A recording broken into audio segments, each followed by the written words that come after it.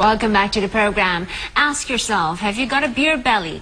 If you do, then it's time to do something to lose that tummy. Oh, exactly. It's not just for the looks, but more importantly for your health. And that's because when it comes to weight problems, it's not just how much fat you've got, but where it really matters. And people with visceral fat, also known as organ fat, are much more likely to develop health problems than those with normal body fat. That's right. And to tell us more about killer fat, we have Dr. Alvina Nam, who's in the studio with us this morning. Thank you for joining us. First of all, can you tell us exactly what is this killer fat? Visceral fat. Visceral fat is actually the fat that's found in your abdomen, right inside, packed in between the organs and around the organs like the kidneys, the liver. And they're quite different from the subcutaneous fat that's really beneath your skin. The visceral fat is the one that gives a person the protruding abdomen and gives them a beer belly, and also the body shape like a pear instead of the apple. And what is so dangerous about visceral fat that we call it killer fat as opposed to, the fat just beneath your skin? Well, they found that the visceral fat has been associated with the insulin resistance, which gives rise to diabetes, coronary heart disease, high cholesterol, and high triglycerides level. Is it more difficult to get rid of than your normal fat? Yeah, possible. Yes, you probably need to exercise a little bit more. Normally, if you can do a brisk walk 30 minutes a day for 1 week, you probably would reduce it a little bit. But if you do a little bit more than that, you can reduce it a little bit further. Now, are there certain groups of people who are more prone to such problem and the risk involved? Or is it everybody, pretty much are susceptible? Generally, if a person is living a sedentary life and is eating a diet that's high in saturated fat, they will always be prone to developing visceral fats.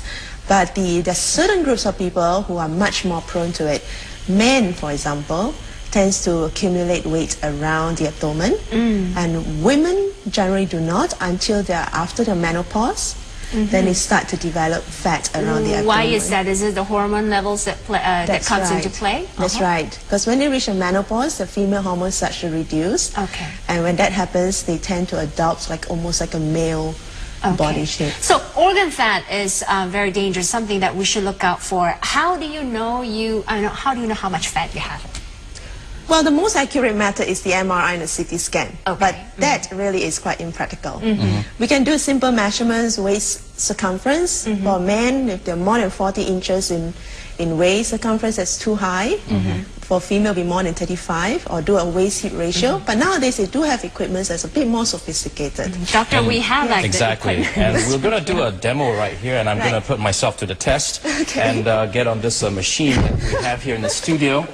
So all I have to do is to stand on the weighing machine. Yes. And what do I do?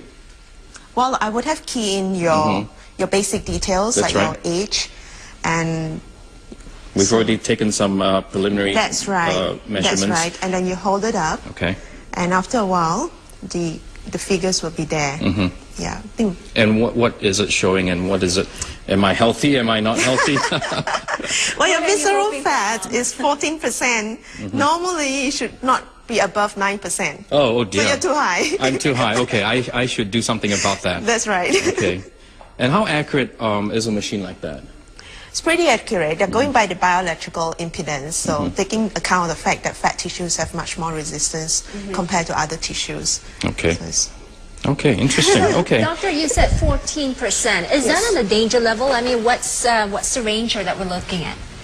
Well, anything less than 9% is okay. 10 to 15% would just say it's moderately high, and more than 15%, I think that guy's got to be really careful. Does it say something about your diet, lifestyle? That's right. A diet are usually high in saturated fat. So how can a person like me reduce visceral fat? Well, start exercising. Oh, obviously. Doing your regular, at least 30 minutes of brisk walk every day for a week. Every week. And also the diet, you got to reduce on your hard fats like the butter and the lard. Some people will ask, what about liposuction? A surgical procedure. Liposuction it does remove fat, but it removes subcutaneous fat. Okay, so it doesn't apply to visceral fat. No. Okay, we're running out of time now. Thank you so much, Doctor, for coming in. Thank you, Dom, for being such a, putting myself on the line and telling the whole world, yes, I got to stick to my New Year's resolution. Well, we've been talking to Dr. Alvina Nam on the dangers of visceral fat and how you can try and reduce that and risk, for your sake of your health. Okay, coming up next after the break.